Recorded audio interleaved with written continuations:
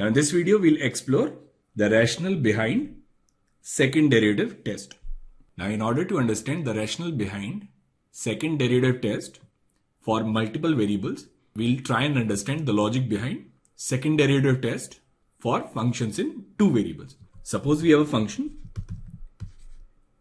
y equals fx and f dash x is 0 at say x equal to a. So x equal to a is a critical point in this case. Now from Taylor's series we know that we can write fx as fa plus f dash a into x minus a, f double dash a into x minus a square upon factorial 2 plus f triple dash a x minus a cube upon factorial 3, and this series will continue. Now we can write this as fx minus fa. Now a is a critical point, and if a is a critical point, then at a f dash x is 0. So this term will be simply 0. So we'll get f double dash a into x minus a square upon factorial 2. Now when we say point of local maxima or local minima, it simply means that we are looking at the value in the neighborhood of a. So that means this x, it is a plus or minus h, where h is nearly 0. So it simply means that this x minus a, it's a very small quantity, and if it is a very small quantity, then as the power increases, the value decreases. So we can ignore higher powers of x minus a. So we get this result, which is fx minus fa, it is equal to f double dash a upon factorial 2 x minus a square.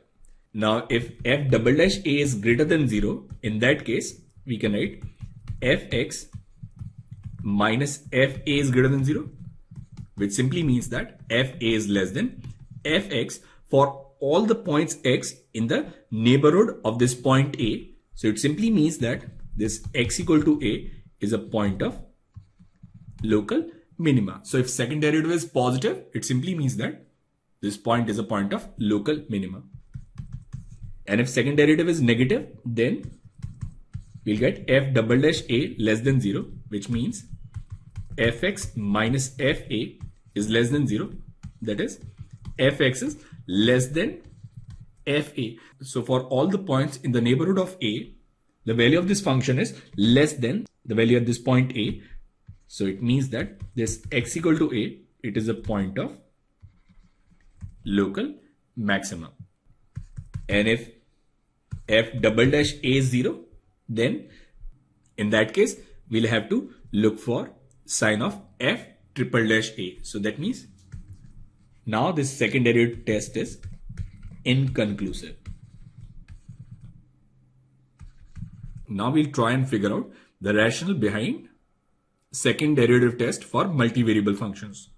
So suppose we have a function, say z equals fxy, and we have a critical point at ab.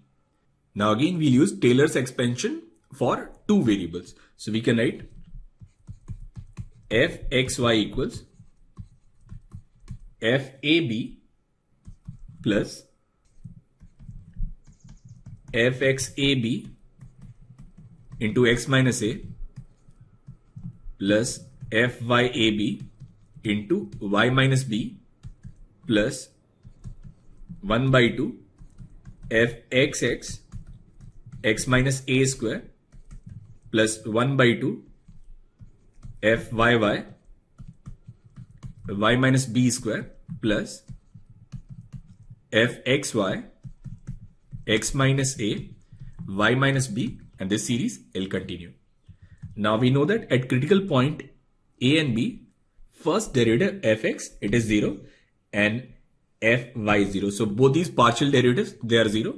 So we can write this as fxy minus fab, and it will be equal to 1 by 2. Now we have taken fxx as a, so it will be a into x minus a square plus 1 by 2. Fyy is b, so it will be b y minus b square and plus c x minus a into y minus b plus all other terms. Now again, we are looking for points of local maxima and local minima. That is, we are looking for the points in the neighborhood of a, b. We can ignore higher powers of x minus a and y minus b. So we can write fx minus y minus fab, it is nearly 1 by 2, and then a x minus a square b y minus b square plus 2c x minus a into y minus b. Now here what we'll also do is we'll take y minus b square common from this bracket. So we'll write 1 by 2 y minus b square. So we'll get a x minus a upon y minus b square plus 2c x minus a upon y minus b and plus b, which is a quadratic equation in x minus a upon y minus b. So we'll take x minus a upon y minus b as some variable, say t. We can simply write f xy minus f ab as 1 by 2 y minus b square at square plus 2ct and plus b.